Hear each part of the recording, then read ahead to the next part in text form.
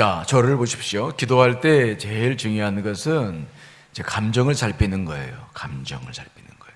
오늘도 하나니아의 보고를 듣고 4절에 보니까 느헤미야가 앉아서 울고 슬퍼하고 수일 동안 슬퍼하고 하나님 앞에 금식하며 기도하고 있습니다. 그렇죠? 그러니까 이 느헤미야가 오늘 이 기도를 하는데 이 기도를 얼마 동안 하냐면 무려 4개월 동안이나 합니다. 지금 기스르르이라고 1절이 나와 있잖아요. 그리고 2장 1절 내일 볼 말씀인데 니사널이 나옵니다. 기스르월 여섯 때 이 4개월 동안 기도하는 거예요. 그러니까 하나니가 예루살렘을 갔다가 돌아와서 그 현장에 대한 이야기들을 이야기했을 때에 벌써 스룹바벨이 가서 성전을 건축하고 학사 에스라가 가서 말씀 복음 운동을 부흥 운동을 펼쳤지만 아무런 효과가 별로 없었다. 민족은 범죄하고 그들은 다 이웃 나라들로부터 고통을 겪고 있다는 그 아픈 소식을 들었을 때 벌써 80년이나 지난 사건인데 그 사건에 대한 이야기를 들었을 때에 느헤미야가 먼저 감정이 막 복받쳐 올라오는 거예요. 예, 여러분 우리가 이 나라의 민족을 놓고 생각해 볼 때도 막 올라오는 게 있죠. 그렇죠? 기도라고 할 때에 이 기도할 때 여러분들이 가장 중요하게 봐야 될 것은 감정입니다. 감정과 기도와의 함수관계는 굉장히 깊은 거예요. 감정의 깊이, 즉 내 안에 지금 이 감정의 깊이만큼 기도하게 돼요. 오늘 여러분들이 이렇게 기도하러 나오셨잖아요. 근데 동일한 민족의 문제를 놓고 이제 생각해 봤을 때 물론 우리 교우들이 지금 새벽에 못 나올 만한 형편들이 많이 있어요. 하지만 그래서 이렇게 말씀드리는 건 좀 문제가 있지만 그러나 쉽게 우리가 이해를 도모하기 위해서 이야기를 한다면 감정의 깊이가 느껴지지 않는 사람들은 기도의 자리에 나올 수가 없어요. 무슨 말 이해되시죠? 민족을 놓고 기도하는 거 아닙니까? 자기 개인의 문제를 놓고 기도하자면은 누구나 다 기도할 수 있는데 이번에 기도는 민족, 조국, 그러니까 이 조국을 놓고 기도하자고 딱 얘기했을 때에 국가에 대해서 우리가 여러 가지 요즘 헬 조선이다 그래가지고 국가에 대한 반감들도 많이 있잖아요.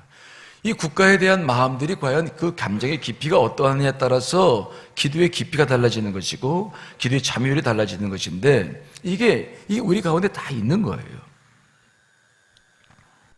오늘도 이 지금 느헤미야가 4개월 동안 이 기도를 하고 있는데 그 기도를 하는 동안에 그 감정과의 교감이 어떠냐에 따라서 기도의 깊이, 기도의 기간이 결정됩니다. 우리에 따라서.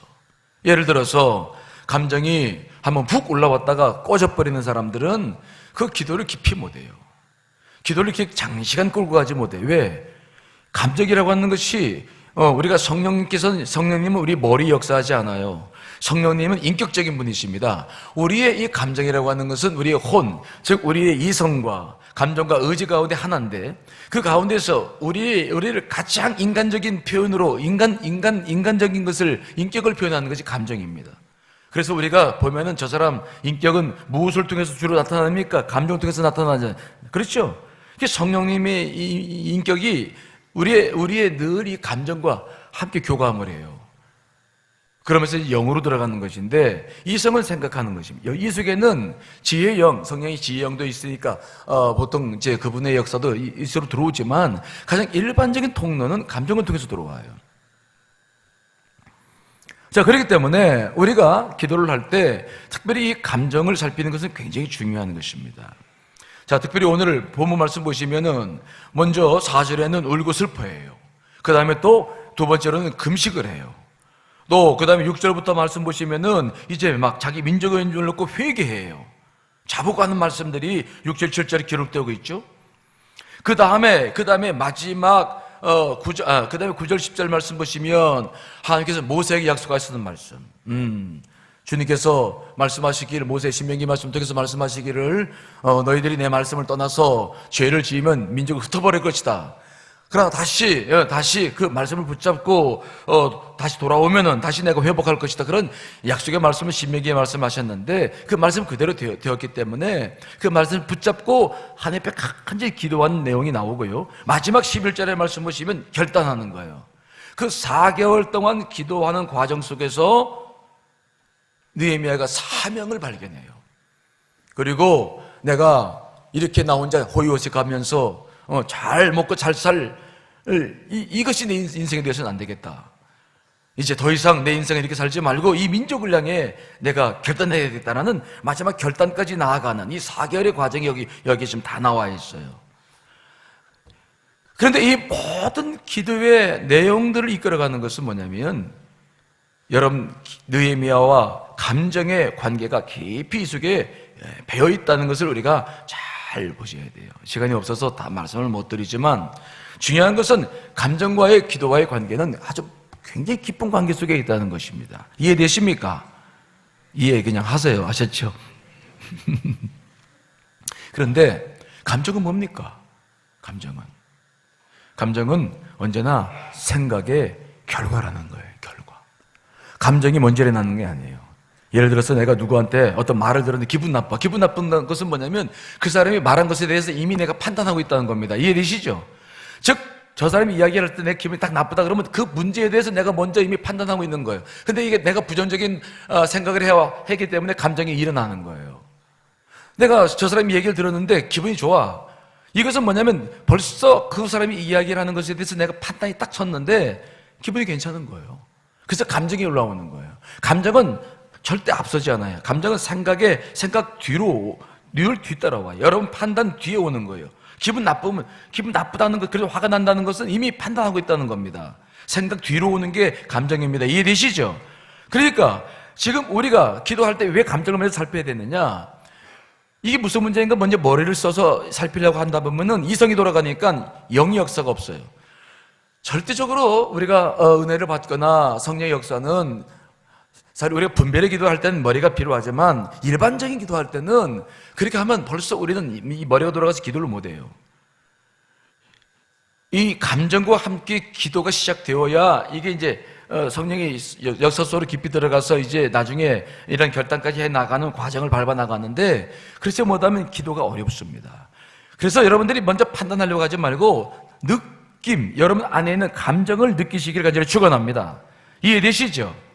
그러니까 내가 지금 민족을 위해 기도하고 내가 지금 기도할 제목이 있어. 근데 내 안에 이것들이 들어와 있는 거예요, 이미. 그래서 우리가 지난번 다니엘 기도회 때 제가 뭐라고 말씀드렸냐면은, 기도라고 제일 먼저 기도해야 될 것은 바로 뭐냐면 내 안에 부담이 와 있는 거 아시죠? 감정이라고 하는 것이 누적되기 시작하는 것이 바로 뭐냐면 뭐라고요? 부담. 따라합시다. 부담되는 걸 풀어야 된다고 말씀했잖아요. 다 잊어버렸죠, 벌써? 네. 기도라고 하는 것은 뭐부터 시작해야 되느냐? 내 안에 부담이 되는 것부터 풀어나가는 거예요. 사람들과 관계를 맺을 때도 보면은 저 사람과 내가 뭔가 느낌이 있어. 뭔가 좀 부담이 되는 게 있으면 먼저 풀고 기도해야지 관계가 되는 것이지, 그것은 그냥 그대로 두고 겉만 인사치레만 한다고 한다면 그 관계가 되겠습니까? 안 되죠. 안 되죠. 우리 안에 영적 부담감이라고 하는 것은 감정에 눌려있는 상태예요. 감정이 이미 있다는 거예요. 그것을 느끼고 그것을 가지고 기도해야 기도가 풀어지는 겁니다. 이해되시죠? 네. 그래서 감정을 살피는 것은 아주 중요하다. 감정이. 그 감정이라고 하는 것이 누적된 영적 부담감인데, 이 부담감이라고 하는 것이 있을 때에는 그것을 잘 보면서 그걸 풀어내야 돼요. 그것을 계속 지속적으로. 그래서 이 부담감이라고 하는 것이 언제든지 풀어지게 되면 마음에 평안이 와요. 우리가 기도를 이제 하지 않아도 마음에 기쁨이 와요. 괜찮아. 근데 그렇지 않다고 한다면 그것을 계속 그것을 가지고 기도하셔야 돼요. 메뚜기 기도하지 말고, 메뚜기 기도 뭔지 알죠? 이거 했다가 저거 했다가 퉁퉁퉁 튀지 말고 그 부담감을 가지고 깊이, 오늘 느헤미야는 4개월을 하는 거예요. 4개월. 그걸 붙잡고 계속 기도할 수 있어야 되는 거예요. 그 속에서 오늘 느헤미야는 생애 결단을 하는 거예요. 하나님의 인도함을 받고 하나님 뜻이 뭔지를 분별하고, 그리고 오늘 느헤미야는 그 마지막 자기 생을 탁 내려놓고, 왕의 비서실장이라고 한다면 지금 비선실세, 저들이 누렸던 권력보다 훨씬 큰 권력입니다. 이때 파사제국은 대제국이었어요. 정말 막강한 권력입니다. 그걸 딱 내려놓고 자기 민족을 향해서 예루살렘을 떠날 수 있는 결단을 어떻게 합니까? 그 기도의 과정, 처음부터 느헤미야가 자기 민족으로 가려고 했다고 한다면은 그는 총독으로 그냥 가면 돼. 그 유대의 총독, 그것은 변방에 정말 별 볼 일 없는 지방 관리예요. 지금 느헤미야가 가지고 있는 이 비서실장 술 맡은 관원이라는 직책과는 격이 다른 직책이에요. 그 가는 것은 어렵지 않아. 근데 우리가 내일 말씀 보겠습니다만 느헤미야는 그냥 갈 수 있는 자리예요. 근데 그가 총독으로 평소에 그런 생각이 했다면 총독으로 갔겠지. 하지만 그는 그런 생각이 없었어. 느헤미야로 가서 그 일을 하는 것은 기도의 과정 속에서 하나님의 뜻을 발견하고 하나님의 결단에서 나갔기 때문에 이제 그런 결단을 했던 것인데, 이 모든 것들은 기도 안에서 이루어지는 겁니다. 이해되시죠? 기도 안에서 하나님의 뜻을 분별받고, 기도 안에서 자기 결단하고, 기도 안에서 자기 삶을 살아나가는 이 과정이 이 속에 있는 거예요. 근데 이런 모든 것들이, 기도 속에서 하는 모든 것들이 감정과 깊은 관계가 있는 거예요. 이미 내가 느끼고 있는 것들, 부담과 깊은 관계가 있는 거예요. 그래서 기도할 때 그것들을 털어내는, 그것들을 기도하는. 그래서 성령님, 그래서 여러분 안에 있는 그 부담감이라는 것, 영적인 감정이라고 하는 것은요, 이것은 성령님의 탄식과 깊은 관계가 있어요. 즉 내가 일시적인 감정이 팍 일어났다가 사그러지는 것은 그냥 내 육적 감정이에요. 그런데 그것이 털어지지가 않아. 계속 영적인 부담감이 오고 감정이 올라온다는 것은 그것은 성령의 탄식과 깊은 관계가 있는 겁니다. 아셨죠? 여러분 안에 누가 계시다는 것을 여러분 믿고 있습니까? 누가 계십니까? 성령님이 계시죠? 그분은 여러분들을 기도로 인도해 가시면서 뭘 하시는 분이라고 늘 말씀하고 있습니까? 탄식하시는 분이에요. 내 안에서 탄식. 그것이 여러분 안에서 지금 울리고 있는 것임을 기억하셔야 돼요. 자, 여러분 고린도전서 2장 11절. 자, 읽습니다. 시작.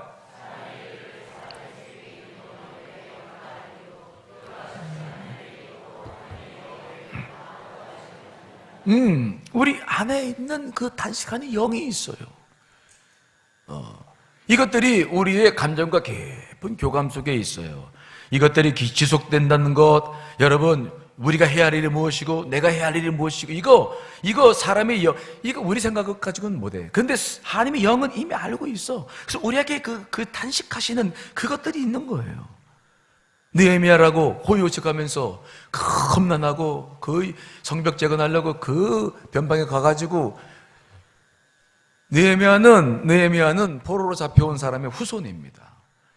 2세대나 3세대 되는 사람이었어요. 그는 가지 않아도 잘 먹고 잘 살고 존경받고 정말 최고의 자리에 올라온 사람이에요. 근데 그가 어떻게 그런 결단을 합니까? 성령께서 계속 그에게 부담감을 주고, 기도하면서 눈물을 주시고, 계속 그 안에서 기도하면서 그 안에서 모든 과정들을 풀어나가며 하나님 앞에 결단해 나가는 과정들이 기도 속에서 이루어지고 있는 것을 오늘 보는 거예요.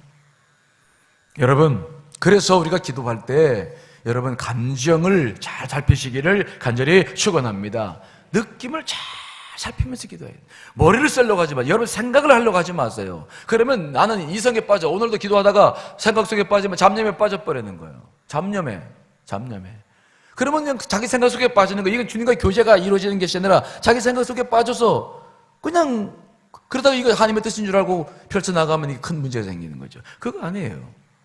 그런 부분들을 기도하면서 서서히 분별해 나가는 것이 이제 우리가 기도를 배워나가는 과정입니다. 이해되시나요? 무턱대고 막 기도한다고 그래서 그런 기도는 필요합니다. 부담감을 덜어낼 때는 통성으로 기도하는 게 중요해요.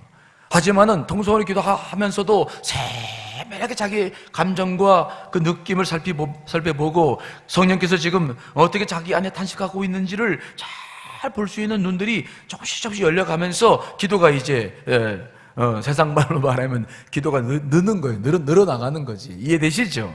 그래서 정말 주님과 깊은 교제 속에서 들어갈 수 있어야 되는 거예요. 그런데 오늘 본문 말씀 보시면은 그렇게 부담이 크니까 슬퍼하고 눈물을 흘리는데 이 눈물이 그치지가 않는 거예요. 이 눈물이 이게 내가 흘리는 눈물이 아니에요. 이 눈물이 성령님께서 막 함께 하시면 이게 내가 그냥 안 흘리려고 해도 눈물이 나와요. 이게 어쩔 수가 없어. 저도 눈물을 많이 흘리는데 어떤 분들은 우리 목사님 울보야 울보. 울기 시작하면 설교 들을 때 그러는데 목사님 또 운다 또 울어. 네. 아니, 아이, 주여. 하여튼 그 눈물이라고 하는 게 그게 내가 울고 싶다고 막 울고 막 내가 연기자입니까? 그게 아닌 거예요. 그래서 이것들이 이제 격해지기 시작을 합니다. 이 부담이 풀어지지 않는 거예요. 그러면 어떻게 해야 되느냐? 오늘 말씀 보니까 느헤미야는 그렇게 수일 동안 기도하다가 뭘 합니까? 뭘 해요? 금식을 하는 거예요. 금식. 육을 확 죽여버리는 거예요. 금식은 단시일 내에 육을 죽일 수 있는 방법이에요. 육을 죽여나가면 어떤 현상이 생기냐면은 영이 맑아지면서 감정과 내 감정과 성령이 주시는 감정들이 이게 분별이 잘 돼요. 저도 지금 금식을 지난 30일 하면서 하고 난 다음에 이제 있는데 이게 금식할 때는 육을 죽여버리면 그게 굉장히 명확합니다. 아주 명확하기 때문에 지금 교제할 때 어림없는데 이제 이게 육이 조금씩 살아나요. 아주 그냥 기분이 나빠. 조금씩 살이 찌는 거예요, 이게. 그러면서 얼굴은 좋아지는데 얼굴은 좀 나아졌죠? 그렇죠? 그런데 이게 이제 그럴까봐 영적인 분별력이 약해질까봐 이게 두려운 거예요. 그래서 이 금식이 한다는 것은 여러분의 삶에 문제를 풀어나가는, 부담을 풀어나가는 중요한 열쇠예요. 자, 다시 한번 여러분 알고 있지만 이사야 58장 6절 있습니다. 시작. 내가 기뻐하는 금식은 흉악의 결박을 풀어주며 명예의 줄을 끌어주며 압제당하는 자를 자유하게 하며 모든 멍에를 꺾는 것이 아니겠느냐. 금식을 하면은 묶인 것들이 풀어져요. 그래서 우리가 감정적으로 이 부담되는 것들이 잘 풀어지지 않는다, 분별이 안 된다, 자꾸 어떻게 될지 모르겠다 그럴 때는 금식 두려워하지 말아요. 저 요즘 기도하고 있어요. 내년 10년초 집회를 금식으로 할까 지금 기도하고 있는데 이 금식을 사람들이 금식을 하자 그러면 나 금식 죽어도 못해. 난 금식하면 죽어. 안 죽어. 그건 죽는다고 느끼는 거예요. 그 금식했을 때 와지는 그 느낌, 아주 기분 나쁜 느낌, 처음에는 그래요. 곧 죽을 것 같은 느낌인데 그 과정을 조금 지나가면 그 고통 뒤에 들어가 보면은 굉장히 많은 맑은 샘물이 있어요. 샘물이 있어. 그것은 우리가 평성적으로는 구별하지 못하는 것들을 분별하게 만들고 우리 영이 아주 가벼워지면서 하나님과 교감할 수 있는 은혜를 그 통로로 가질 수 있어요. 그래서 느헤미야도 금식하면서 기도하기 시작하는 거야. 금식하면서 이게 그러니까 통해자복도 나오고 하나님께서 말씀하신 말씀도 모세에게 하신 말씀도 생각나고 자기가 해야 할 일이 무엇인지를 분별해서 결단 딱 할 수 있는. 처음에는 이런 마음 먹고서 처음부터 작정해서 기도한 사람 아니에요. 이해되시죠? 기도 속에서 말씀을 분별하고 자기 뜻을 결단하고 모든 것들을 주님과 교제하면서 문제 하나를 풀어나가고 생의 모든 문제를 결단해 나가는 것들이 오늘 여기 있어. 자, 11절 본문의 말씀 11절 오늘 한번 읽어보겠습니다. 시작.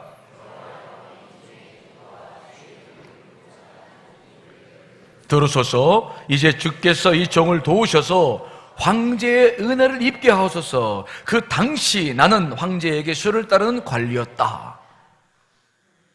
마지막에 나오는 거예요. 생을 결단하고 하나님의 인도하심을 받고 결단하고 그리고 기도의 목표가 딱 생기는 거야.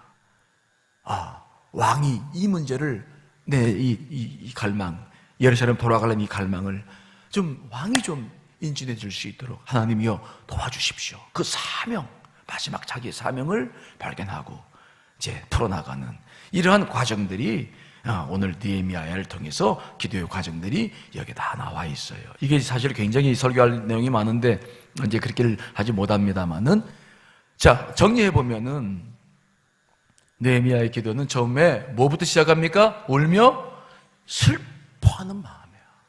감정. 이미 평상시부터 자기 민족을 생각하는 마음이 막 애려와 있었어 이미. 그래서 그는 하나님의 복을 보고 내가 어떻게 할지 머리가 돌아간 게 아닙니다. 뭐가 먼저 움직이기 시작하는 거예요? 마음이.